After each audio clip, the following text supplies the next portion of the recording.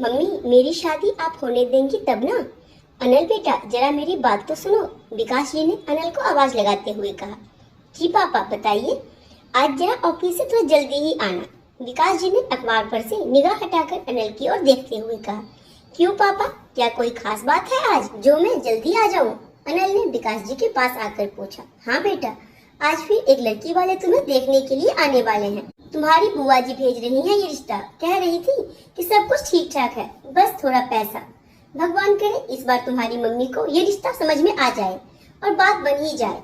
विकास जी ने चश्मा ठीक करते हुए ठंडी सांस भरते हुए कहा। लेकिन पापा मुझे तो अब बिल्कुल शादी नहीं करनी है, इसीलिए मेरी शादी का ख्वाब देखना अब आप बंद ही कर दीजिए, तभी सही रहेगा।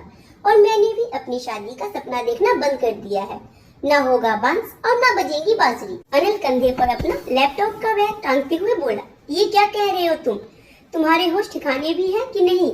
शादी का सपना देखना छोड़ दिया? अनिल की बात सुनकर विकास जी से पहले ही रचना जी एकदम चौंक कर रसोई से बाहर निकल आई और चिल्लाते हुए बोली। हाँ मम्मी, मैं बिल्कुल सही तो कह रहा हूँ कि मुझे कोई शादी वादी नहीं करनी अब, इसीलिए किसी भी लड़की वाले को बुलाना ही छोड़ दीजिए। अनिल थोड़ा मायूस होकर बोला। और जो मैं बरसों से तुम्हारी शादी का ख्वाब बुन रही हूँ कि तुम्हारे सिर पर भी सहरा सजेगा, घर में एक नाजुक सी बहू आएगी, मेरे आंगन में वो छम छम करते हुए चलेगी, मैं भी सास बनकर उस पर बैठे बैठे हुक्म चलाऊंगी, रात को वो मेरे पैर अपने हाथों से दबाएगी। आखिर उन ख्वाबों का क्या होगा? रचना जी बहुत ज्यादा तमक कर बोली।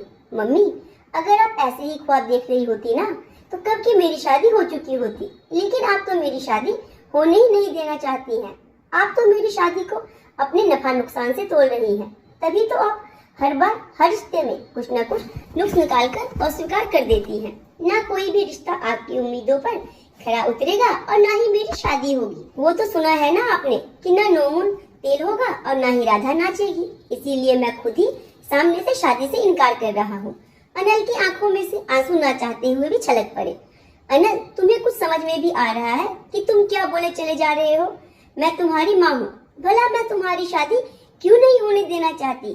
तुमको क्या पता कि तुमसे ज्यादा तुम्हारी शादी के लिए मैं उतावली हो रही हूँ। बताओ, हमारा लड़का ही हमसे कह रहा है कि हम उसकी शादी नहीं होने देना चाहते। अरे जब मिट्टी का घड़ा भी लेने जाते हैं तो ठोक पीट कर बजा कर लेते हैं, तो क्या अपने बेटे की शादी ऐसे ही कहीं पर भी तय कर दूं?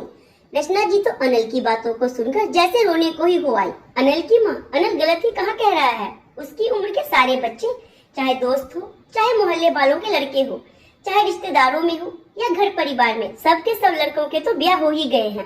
ब्याह क्या हो गए, हर एक के एक एक दो दो बच्चे भी हो गए। ऐसा नहीं कि हमारे अनिल के लिए रिश्तों की कोई कमी थी, लेकिन तुम्हें तो आज तक कोई रिश्ता पसंद ही नहीं आया। विकास जी ने भी अनिल की बात पर सहमति जताते हुए कहा, क्योंकि उनकी आंखों से बेटे की आंखों के आंसू छुप नहीं पाए थे।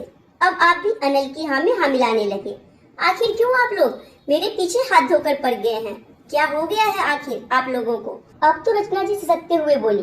तो फिर मेरी बात सुनो, जब जब अनिल के रिश्ते के लिए लड़की वाले आते हैं, तुम हर बार कोई ना कोई किसी न किसी प्रकार की कमी निकाल देती हो उस रिश्ते में।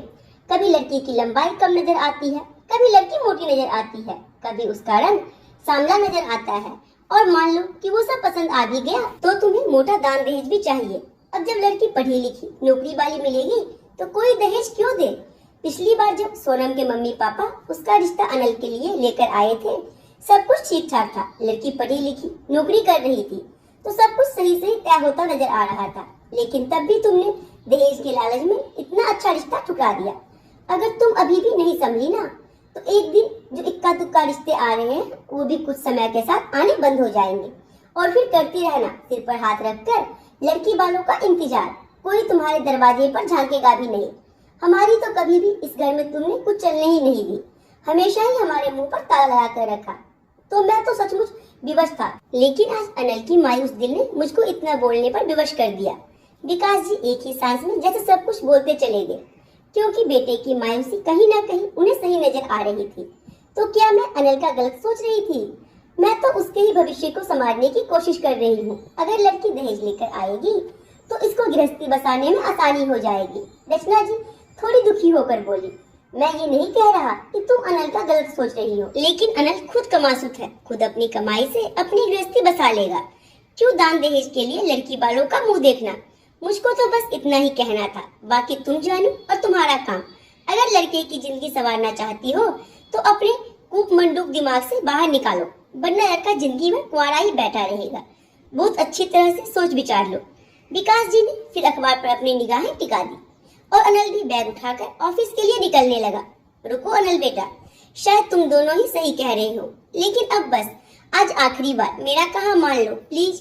बेटा आज तुम्हारी बुआ ने रिश्ता भेजा है, इसीलिए हमारी लाज रख लो।